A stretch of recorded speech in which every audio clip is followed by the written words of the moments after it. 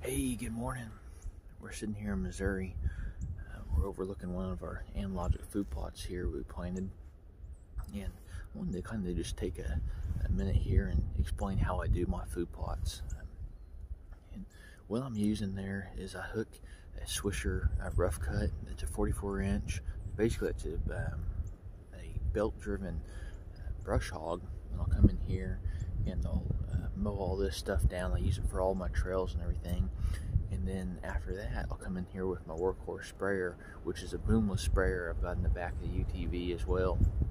And it does a real good job of spreading, spreading the weed killer and the grass killer out. Really just clears the ground for me. And once that whole mid to late August comes around, I get that real nice, heavier rainfall that should produce, I'll go ahead and broadcast that analogic food plot seed.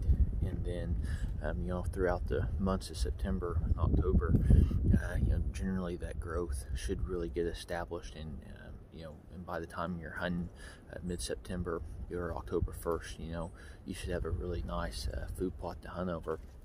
But as you guys can see in the background here, those deer have flat annihilated this. We've got a pretty good sized woodlot here to the west of us, and those deer tend to work on and through here. And this is what I call a staging plot. It's a transition point from that bedding area out here into the big agriculture field. And I don't usually hunt these in the mornings, but the last couple mornings we've had a couple big mature deer actually up on their feet. With that, I shouldn't say the last couple days, but within the last week, mid-morning.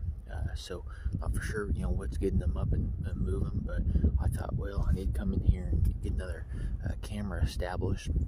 So instead of pushing two different hunting locations, I thought, well, I'm just going to jump in here, try my luck. I'll at least be able to glass quite a bit up into the wooded area and just kind of see how this plays out. And then after I get done hunting, I'll come over there and get another camera overlooking another trail system I think that a lot of deer are moving in and out of, and see if we can't make a game plan for a target deer if one shows up. But we hunted last week there in Kansas. Didn't have any luck shooter wise. Sunday morning I thought I saw a big deer that was coming off of one of our ridges there, but he was moving so fast. I was able to glass him. I saw he had a good frame, but just nothing.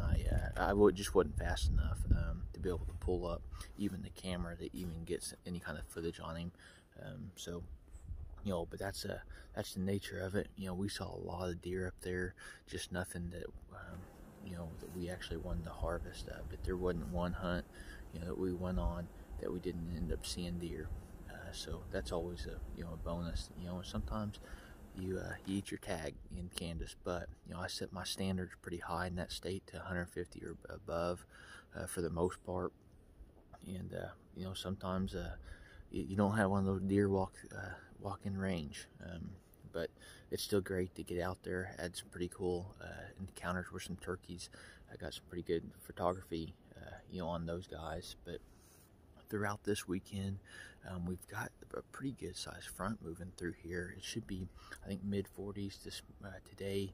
West wind right now, switching to the northwest as that front moves in here, and then high, I think, mid-30s, and then dipping into the 20s. And that's when we got our chance of, I think, 1 to 4 inches of snow here Sunday night, or Sunday afternoon into the evening, I guess, is when they're saying it's supposed to hit. So we really kind of look forward to seeing that. I'll probably be jumping up in one of the redneck blinds here. We'll finish out the morning here, and then I'll kind of come up with a game plan here for this evening. And then Sunday morning and Sunday evening, and then kind of just see how everything plays out. But I always look forward to hunting in that snow.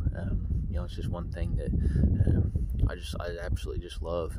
You know, whether I'm taking photography or just viewing wildlife out there, just seeing them. You know, because those cold fronts tend to get those deer moving on that constant food source, and it works out really well. So we've got several Browning trail camera videos to show you guys, and I think we'll probably leave it at that.